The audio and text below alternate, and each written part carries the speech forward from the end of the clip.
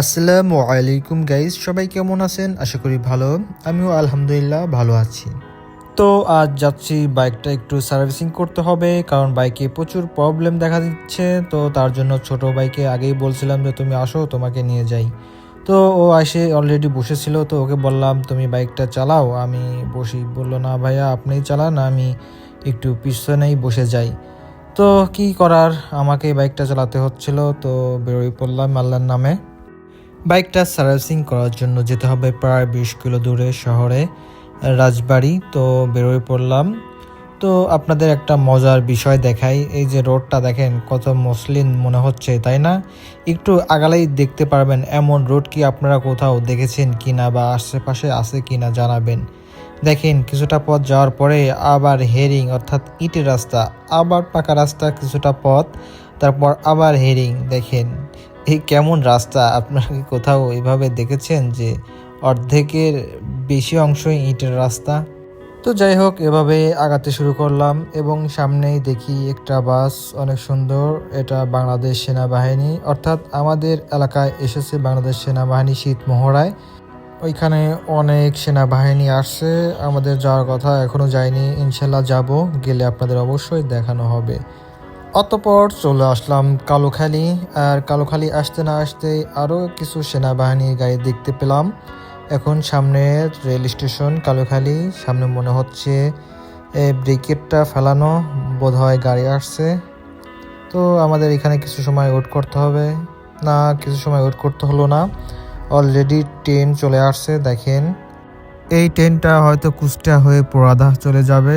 এটা হলো ইন্টারসিটি। তো ট্রেন চলে যাওয়ার পর আমরা বেরোয় পড়লাম। আমরা এখন কিছুটা টাকা উত্তোলন করতে হবে, কারণ আমার কাছে কোনো টাকা নেই। তো তার জন্য চলে আসলাম একটা এটিএম বুথে। তো এটিএম বুথ থেকে কিছু টাকা কালেক্ট করতে হবে।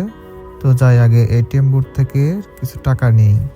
আসলে জানা নেই আমার বাইকে কি পরিমাণ প্রবলেম আছে আর কত পরিমাণ টাকা লাগবে। তো তারপরও আনুমানিক কিছু টাকা তুলে নিয়ে যাচ্ছি, যাতে তখন আর ঝামেলা না হয়।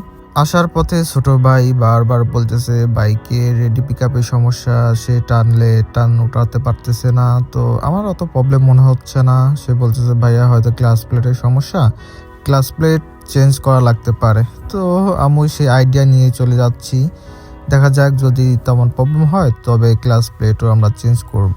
তো চলে আসলাম রাজবাড়িতে, যেই কথা সেই কাজ। আমাদের এখন যেতে হবে ভালো একটা সার্ভিস সেন্টারে। তো কি করার, অনেক খোঁজাখুঁজি। তো এখানে দাঁড়ালাম। তো এখান থেকে একটু কথা বলে এখান থেকে বেরোয় সোজা একটি গ্যারেজে চলে আসি। তার কিছুক্ষণের মধ্যেই আমার বাইকটার মাথা, তারপরে সামনের যে সাসপেনশন সব কিছু খুলে নেয়, কারণ বল রেসারের প্রবলেম। তো দেখেন কি অবস্থা বল রেসার।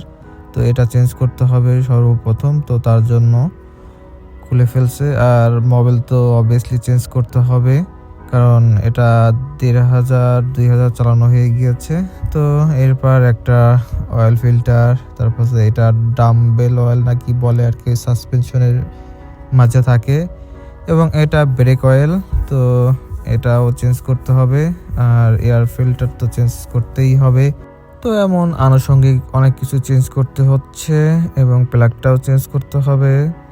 আপনাদের একটা মজার দৃশ্য দেখাই, দেখেন এই ভাইটি হয়তো অনেক শৌখিন, তার বাইক নেই তো কি হয়েছে, তার বাইসাইকেলেই বাইকের মডিফাইটি করে নিয়েছে। আপাতত আমার সকল সার্ভিসিং শেষ। এখন তারা আমার বাইকটি সুন্দর মতন মুছে দিচ্ছে, এবং এর মাঝে আরও একটি জিনিস চেঞ্জ করা হয়েছে যেটা আপনাদেরকে বলা হয়নি, সেটা হচ্ছে হ্যান্ডেল। তো আমার হ্যান্ডেলটি একটু বাঁকা হয়ে গিয়েছিল। তো ভাইয়া বলল যে আচ্ছা হ্যান্ডেলটা চেঞ্জ করে নিলে ভালো হবে। তো এই হ্যান্ডেলটা নতুন, এই হ্যান্ডেলটাও চেঞ্জ করা লাগছে। আমার বাইকের চেন স্পকেটও চেঞ্জ করতে হয়েছে। আমি ওই সময় ভিডিও করতে পারি নাই, আসলে একটু লজ্জা করে। তো আস্তে আস্তে ঠিক হয়ে যাবে ইনশাআল্লাহ। তো সবাই ভালো থাকবেন, আমার জন্য দোয়া করবেন, আপনাদের জন্য দোয়া করি। সবাই ভালো থাকবেন। আসসালামু আলাইকুম।